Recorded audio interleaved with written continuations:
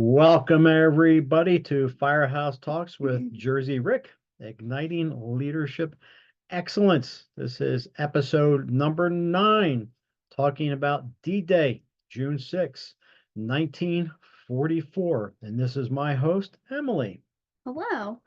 Thank you, Emily, for joining me once again and being the co-host. I want to add that I really enjoy doing this podcast with you. It's a lot of fun, and for those who may not have listened to previous episodes, Emily is one of the two daughters that we have here. So I'm very thankful for Emily, and I'm very thankful that she's willing to do this podcast with me. Matter of fact, she's the one that said, "Hey, Dad, I'd like to do a podcast with you." I had this as a long-term goal anyway. So when Emily mentioned that, it's like, yeah, yeah, I was thrilled to do this. I So gotta keep it fun. that's right. Yeah, keep it fun. And just like in the firehouse, we got our coffee. Yep. And I would show up and talk to the troops on my shift because I was a battalion chief with Loveland Fire Rescue Authority. So, Emily, tell us what's going on here today. Well, in episode 7, we talked about the Marine Corps General Gray, Yeah. who recently passed away in March, I believe, Yes. and his leadership abilities. So, are we going to expound on that more, given that today is the anniversary of D-Day, or?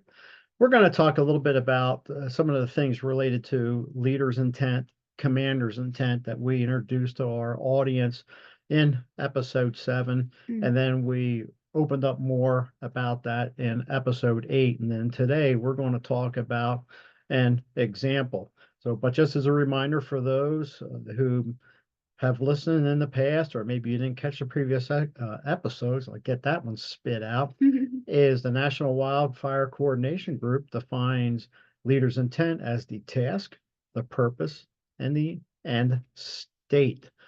So, 80th anniversary of D-Day is today.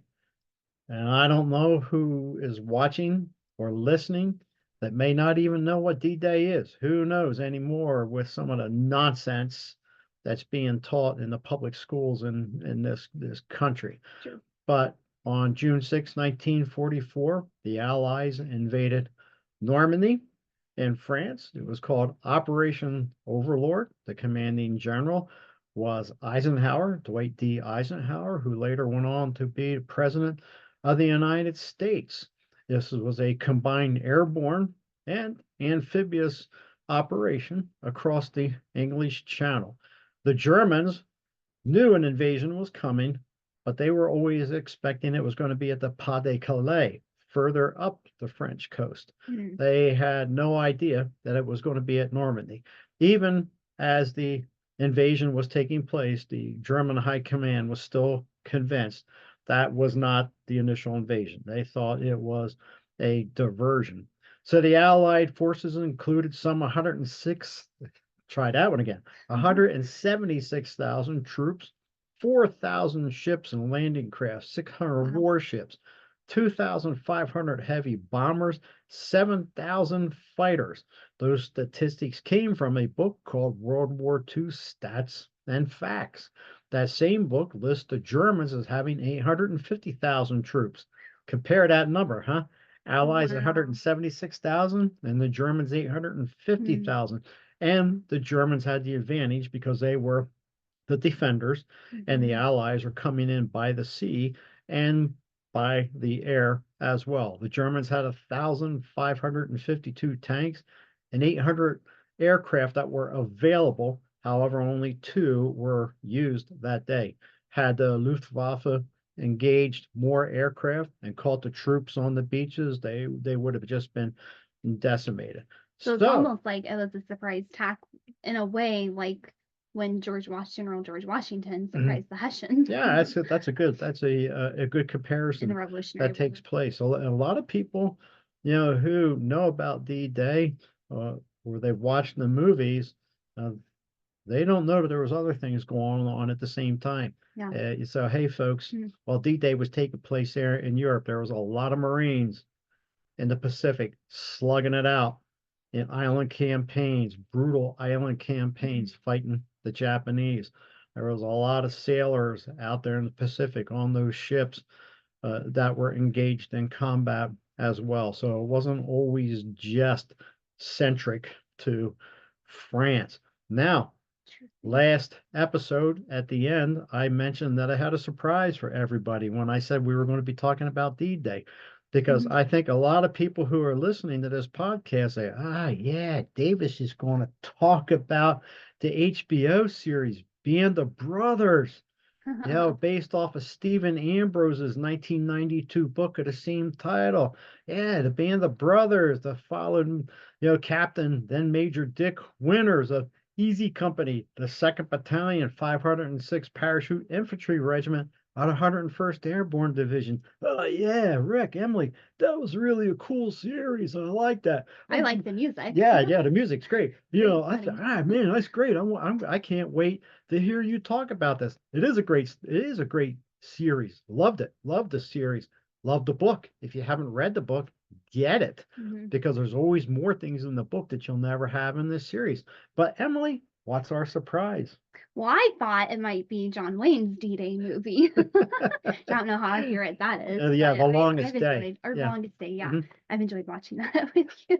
But instead of those, in this episode, we are not going to be talking about American military units, but instead we're going to be talking about the British 6th Parachute Brigade of the 6th Airborne Division. That's correct. Quite the title. Yes. Another book written by Stephen Ambrose. And for those of you who are watching on YouTube, you'll see this here. It's called Pegasus Bridge. This book came out in 1991. And the story behind it is Stephen Ambrose was giving a tour in Normandy at the D-Day beaches. And as he was getting the veterans on the bus, a gentleman asked him if there was anyone there on board that had been with he referred to it as the 6th Para. And Ambrose said, no, sir, these are all, American veterans. And then one thing led to another, and Ambrose found out that he was speaking with Major John Howard, who had been the commanding officer of the British 6th Para when they went into Normandy. Wow. And yes, we as Americans like to think, oh yeah, we were the first ones, the Americans were the first ones into Normandy. No, folks, that's not the case. It was the 6th Para. They were glider-borne troops, and gliders, Horsa gliders, essentially, wooden frame, canvas. If you've ever seen one of these or the gliders that the U.S. Army used, it's like, wow, this is craziness. They were towed over to the target area and they released, and then they just went on down into their target area. So that's who we are going to be talking about today, is Major Howard and some of his actions there with the 6th Para and where he went into. And we're going to talk about how this concept of leader's intent falls into place with this. So Major Howard had orders from his commanding officer, whose name was Brigadier Nigel Poet. So let's talk about him. How did Brigadier Poet tell Major Howard how to do his job? He didn't tell Major Howard how to do his job. And this is where this concept of, commander's intent or leader's intent, if anybody out there gets the heebie-jeebies because I use the word commander's intent, okay, they get over it, it's call it leader's intent, but move on. So remember that definition that we've talked about of leader's intent is the task, the purpose, and the end state, or what General Gray and Ott referred to in their book, The Conflicted Leader and Vantage Leadership, as, quote, the task to be accomplished and the reason of intent. Intent describes the desired results of the actions.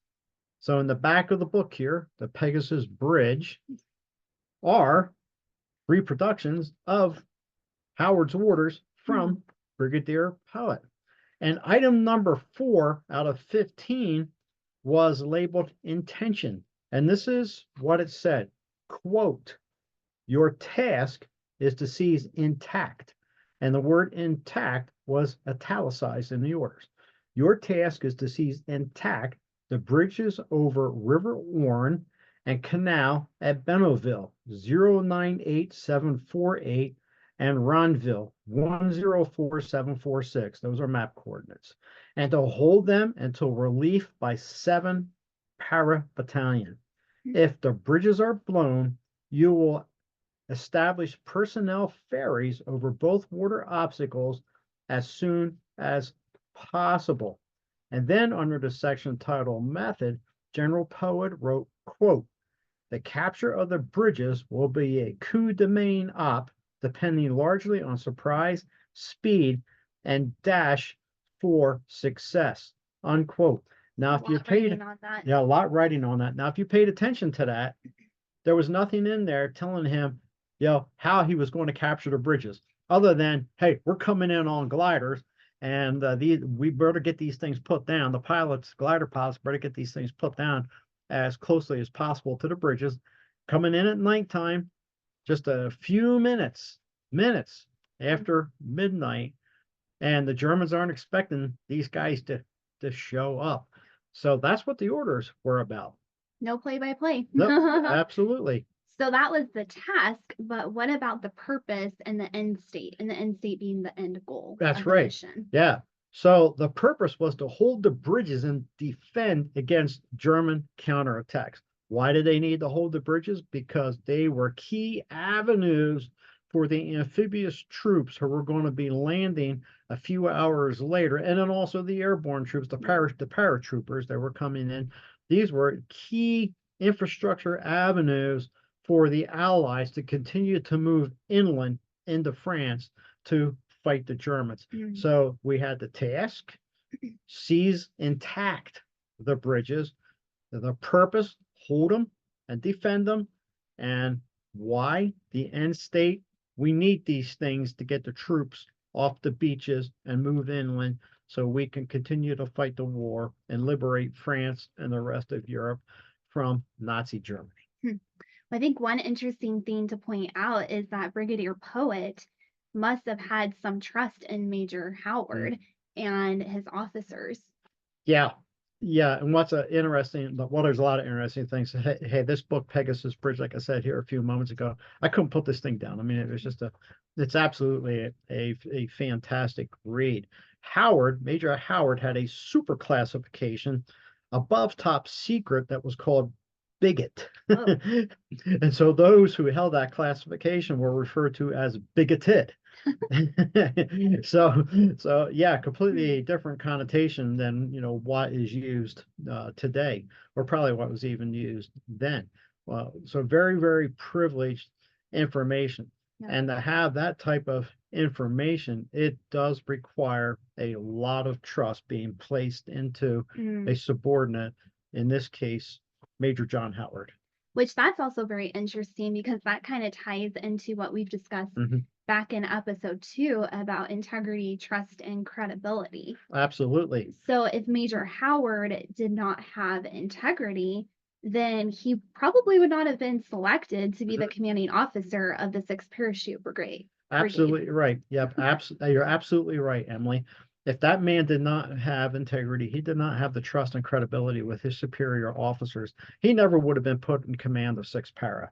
And a high security clearance. Right, too. And a high security clearance like that. Yeah, you're absolutely correct. It would have went to somebody else. There's a fascinating German word, and we talked about in the previous episode, navigating the sea of decisions. And I had said we couldn't go in depth with a lot of this because there's just a tremendous amount of information there that we couldn't. Just barely scratched the surface. But in that class that I have, navigating the sea of decisions, there are 4 German words that I talk about that really fold into this concept of leader's intent or commander's intent. But one of them that I want to touch on here that's related to this trust factor, it's called Einheit. Einheit. Mutual trust and respect. And somebody's in a position like what Howard was in, it takes mutual trust and respect. We saw that play out in the fire service. There's got to be that mutual trust and respect when we were carrying out the job. Over the 37 years on the job, certainly there were people that I did not have respect for and I did not trust. Yeah. And my situational awareness was definitely at much more heightened levels because frankly, I'll just be honest, it's like, who is this buffoon moron, that's out here at the scene of this incident? Clearly, they have no clue what is going on. And I'm thinking of one particular wildland fire that I went responded to in another county, in another jurisdiction that I went to on a mutual aid call. And it's like this is just incredible. Matter of fact, even before I launched off and went down there, a friend of mine, another battalion chief who had worked in this particular county, called me up and said, "Hey, be careful because you know what county you're going to." So I'm not going to say what county that was for those of you who are here in Colorado. You could figure that one out for yourself, and you're probably right. But that Einheit, that mutual trust and respect, and when you have that, man alive, Yeah. does that thing work like a well-oiled machine, Emily? Yeah, you have a really good, solid team. Yeah, absolutely. So if I'm correctly understanding the concept of leader's intent, the leader tells the subordinate, so the leader in this case was Brigadier Poet, What? Yes, right? the leader was Poet, and he was So he's telling the subordinate, Howard, what needs to be done, why it needs to be done, and what it should look like in the end. yes. And then it was probably up to Howard to implement it. Yeah, you got it. You've got that right. You understand that. Yeah, understand that correct. Yeah, good job there. I think you understand that better than a lot of people that I've run into over the years. He didn't I tell had them good how to teacher. do it. Well, thank you. Yeah, when I went to an incident, whether it was a fire, a hazmat, a rescue, confined space, trench, dive rescue, any of those, I didn't tell the people that were working for me how to do the job. That was not my responsibility as an incident commander. I gave them the intent, and usually they knew right off the bat, what the intent was on most of these things. If it's a fire, it's like, yeah, we got to put this thing out. But I never, if I would have got out of the vehicle and started telling them how to do the job, number one, I'm micromanaging. Number two, I'm showing them that I do not trust them. That is, there was no Einheit between me and them. Last episode, I mentioned Rich Gasaway and his first book that he had published based off of his PhD research. In that research, he had gathered information from battalion chiefs who had operated at, I can't remember the exact number, but X number of structure fires. And one of the stories that really sticks out to me was a combination fire department, which that's combination paid and volunteers, excuse me, in Minnesota, where the battalion chief had crews inside this house that was on fire. And he saw a firefighter come out of the house, walk over to the front of the engine. That's the pumper. That's the thing that pumps the water for those who aren't familiar with the fire service. And then sit down in the front bumper. Battalion chief was livid. He got out of his vehicle and he went over there and he just lit into this guy. Now he didn't tell the people inside what needed to be done, but there was situational awareness there that it was a barrier. And so when there's a lack of mutual trust and respect, that becomes a barrier to situational awareness as well. And yeah, if I got to tell somebody how to do the job, there's an issue. It either lies with me, or it lies with their level of competence, or it lies with, what they were or were not trained, or how they were trained. Absolutely. So you gave us an example of the leader's intent from your career. So it's really, it all comes down to trust. Trust is paramount with the leader's intent. Yeah, trust is paramount to the leader's intent. And one of those other words that goes along with this, and this is another German word, and it's a mouthful. It's Auftragtaktik, and I may be pronouncing that a little bit wrong right there, but that ties into that trust. In the American military, these days, they refer to it as mission command. Mm. And you can search that out there on the internet, and you're going to get a lot that comes out of that. But that word Auftragstaktik, quote, there is direction by the superior, but no tight control, unquote. That comes out of a book called Command Culture, page 173, a book that was written looking at the American Army and the German Army prior to World War II and how training was conducted in both at West Point and then in the German military academies. And so we've got that Einheit, the Auftragstaktik, that no tight control. If you've ever seen the movie Gettysburg, towards the end, they highlight the 20th Maine and Colonel Joshua Chamberlain. And there towards the end, they're up on Little Round Top. And their brigade commander, whose name was Strong Vincent, tells them, you are the far left of the Union line. You must hold this line. Strong Vincent didn't tell Chamberlain how to hold the line. He said, you gotta hold the line. And he said, I gotta go back to where I was. You're on your own, and you're not getting any reinforcements. Mm-hmm. So that now all fell on Chamberlain to make those decisions of how he was going to do it. Yeah. Somewhat, this is not a combat situation, but back in September of 2010, we had a wildland fire in the western portion of our jurisdiction. And you may remember that's the one that we had the mandatory recall when we were helping out in the church down in Parker. And when we got on to E470, you could see the fire 80 miles away. You could, with the columns, you could see the column of smoke. So once I dropped you and Mom off, and I went back to the station, I had a staff vehicle and gathered up some more equipment. I went out to the fire to check in at the command post, and on the way up this dirt road, I was met by a gentleman from Larimer County Emergency Services, who said, hey, Rick, after you get checked in, he was the operations chief, name's Justin Weitzel, which, hey, Justin, if you're listening to this, I loved working with you and you guys at Emergency Services. I always enjoyed that. And folks, there are some top-notch people up there. But Justin said, hey, Rick, he says, I'm going to be putting you in as a division supervisor. And he says, I'll find you after you get checked in. And so I got checked in, went back in, tied in with Justin. He told me where my division was, told me what my geographical areas were. And he said, the fire right now is coming towards you guys. And we were assigned to protect a large structure. I mean, big, two big buildings, actually three big buildings in this area at the end of a draw. And the logs that had been flown in by helicopter to build these things. And there were other houses in my division as well.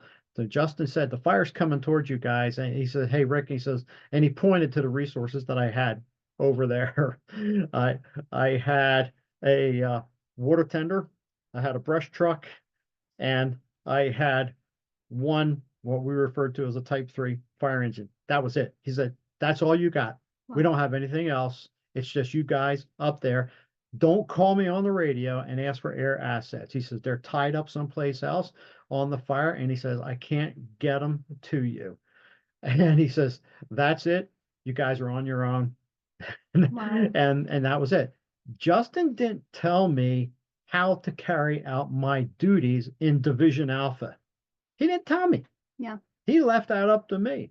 And two of the resources that I had little to no experience in the wildland firefighting arena.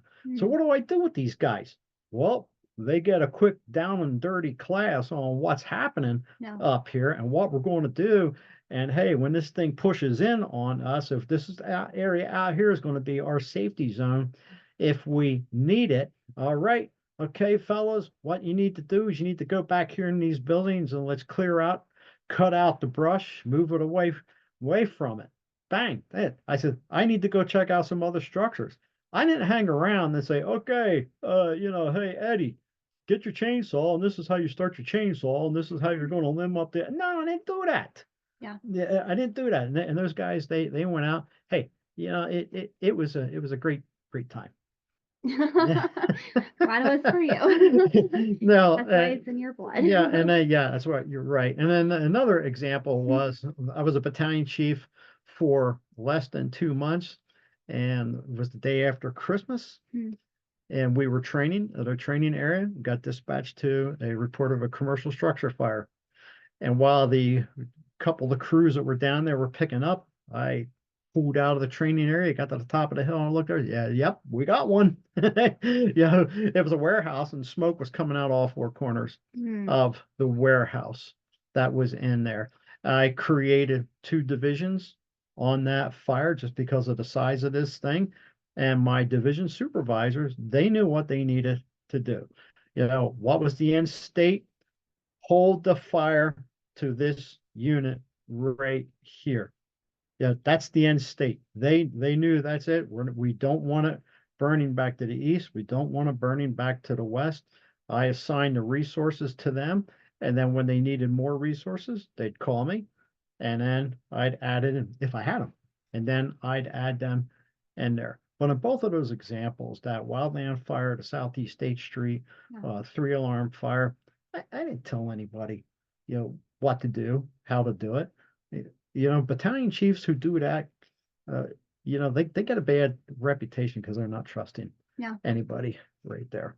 So it really, once again, it really comes down to trust. Yep. You just can't emphasize that enough, that trust is just crucial. Yeah. It's crucial for those underneath the leader to trust their leader, but then it's crucial for the leader to trust their team. Yep. And even though I've been given examples from the military, the 6th Parachute at D-Day, Major Howard, his orders from Brigadier Poet, and I've talked about a couple different fires. I want to emphasize, folks, if you're listening to this, is intent is used also in the non-emergency environment. It's used out there in the nonprofits. It can be used in churches, be used in corporations, used in your small businesses, so forth like that. And that's where that trust element comes into play as well. And there's a lot of distrust that's taken place in these organizations that I just mentioned out there.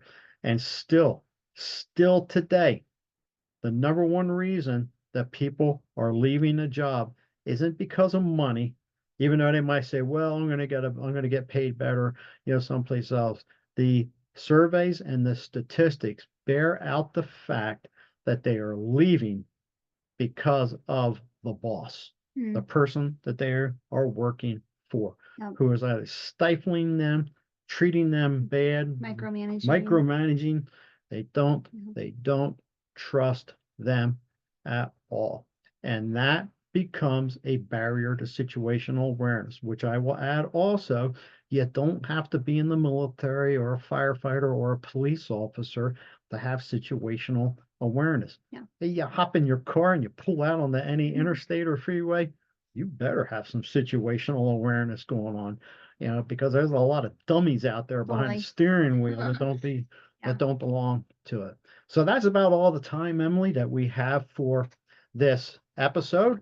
And I want to come back, and you mentioned this the last episode here. If you've not read my book, here we go for those watching, The Furnace of Leadership Development, How to Mold Integrity and Character in Today's World. You can obtain that at Amazon in paperback, also ebook, and the audio book. Go to my website, www.fireofficerleadershipacademy.com, and you'll find the link to the companion course for the Furnace of Leadership Development. And you'll also find information on how I can help you professionally develop in your careers, whether it's one-on-one or whether it's a small group or whether it's your entire organization. But that's all we have for today. And one last thing is Firehouse Talks with Jersey Rick. Igniting Leadership Excellence is a product of the Fire Officer Leadership Academy. So,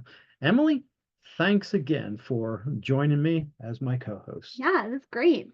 Okay, folks, we'll see you later. Bye bye. Bye-bye.